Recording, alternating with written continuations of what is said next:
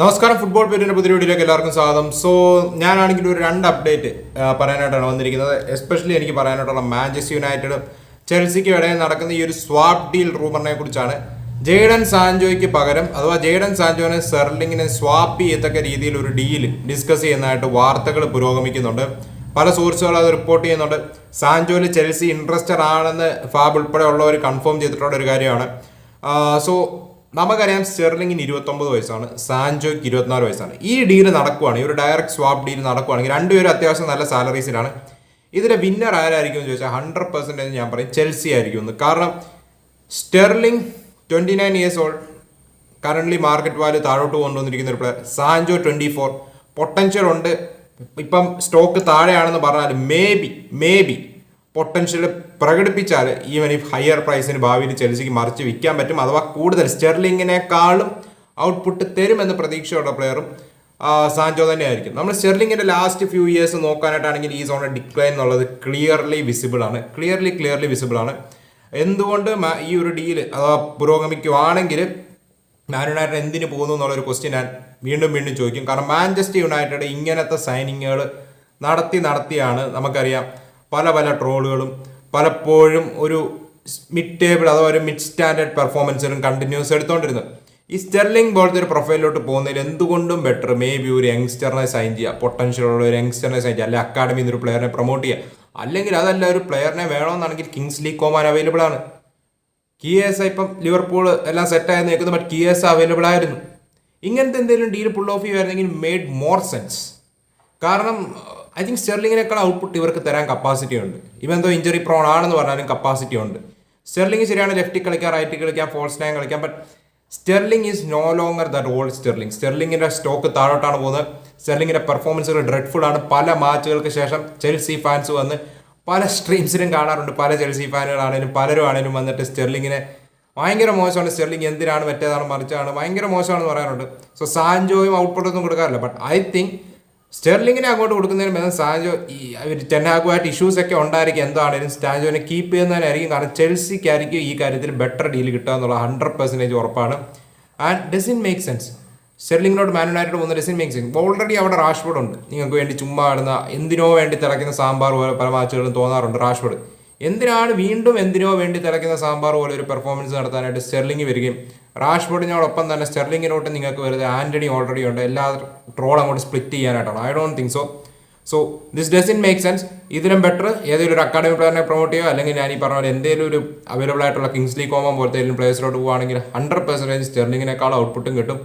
May be injury prawn ആണ് എന്താണെന്ന് പറഞ്ഞാലും ഓഫ് ദ ബെഞ്ച് ഇറങ്ങിയാൽ സ്റ്റെർലിങ്ങിനേക്കാൾ ഔട്ട്പുട്ട് എന്തായാലും കിങ്സ്ലി കോമാൻ്റെ കയ്യിൽ നിന്ന് കിട്ടും. കിയേസയും കിട്ടിയാൽ കിയേസ ഇപ്പം ലിവർപൂളിലോട്ടെല്ലാം സെറ്റായി നിൽക്കുകയാണ്. ഇനി പാടായിരിക്കും അടിയിൽ. അല്ലെങ്കിൽ അങ്ങനത്തെ എന്തെങ്കിലും ഒരു സിമ്പിൾ ഡീൽസിലോട്ട് നോക്കുക. സ്റ്റെർലിംഗ് എന്ന് പറയുന്ന ഒരു ആളിലോട്ട് പോവുക. 300K മുകളിലൊരു സാലറിയും കൊടുത്ത് എന്തിനാണ്? അതിലും ഭേദം സാൻജോനെ അവിടെ കീപ്പ് ചെയ്യുക. അറ്റ്ലീസ്റ്റ് സാൻജോ ഈ വർഷം ഒരു ഗെയിം പോലും കളിച്ചില്ലേലും അടുത്ത വർഷം ഒരു 25-30 മില്യൺ ഓഫറിലും സാൻജോയ്ക്ക് വരും, എവിടുന്നേലും വരും എന്നുള്ള കാര്യം ഉറപ്പാണ്.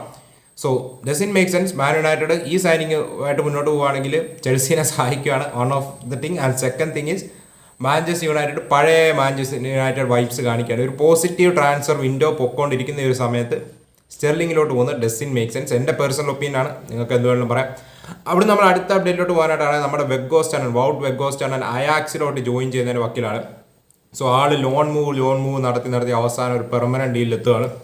5 മില്യൺ യൂറോസിന് അടുത്തുള്ള ഒരു ഡീലിലായിരിക്കും അയാക്സ് ബേൺലിയുടെ കയ്യിൽ നിന്നും ഈ ഡച്ച് ഇന്റർനാഷണലെ വാങ്ങിക്കുന്നത്.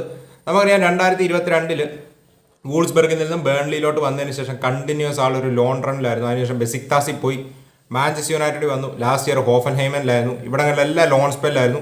ഒരിടത്തും പെർമനന്റ് ആക്കിയില്ല ആളെ. പക്ഷേ ഇപ്പോൾ അയാക്സ് ആളെ പെർമനന്റ് ആക്കുവാണ്. സോ ഒരു 5 മില്യന് താഴെയുള്ളൊരു ഡീലാണ് സൈൻ ചെയ്യുക. കൂടുതൽ കോൺട്രാക്ട് ഡീറ്റെയിൽസുകളെല്ലാം വരും ദിവസങ്ങൾ വരും. സോ ബേൺലിയിൽ നിന്നും അയാക്സിലോട്ട് ആളൊരു പെർമനന്റ് മൂവ് നടത്തുകയാണ്.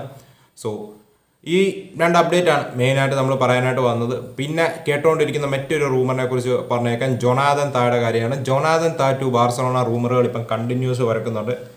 അതിനു മുമ്പ് മാർക്ക് ബെർണാൽ ACL ടീയറായി ആൾ ഈ ഒരു സീസൺ ഫുള്ള് പോയി. ഇനിയും പ്രതീക്ഷിക്കേണ്ട. ബാർസയിൽ മിഡ്ഫീൽഡിലോട്ട് ചിലപ്പോൾ പോയേക്കാന്ന് പറയുന്നു.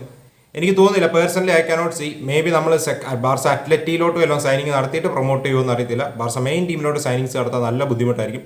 ആൻഡ് എനിക്ക് പറയാനായിട്ടുള്ള ഒരു കാര്യം ജൊനാഥൻ താ ലിങ്സ് ആണ്. ജൊനാഥൻ തായ്ക്ക് 30 മില്യനാണ് അവർ ആവശ്യപ്പെടുന്നത്.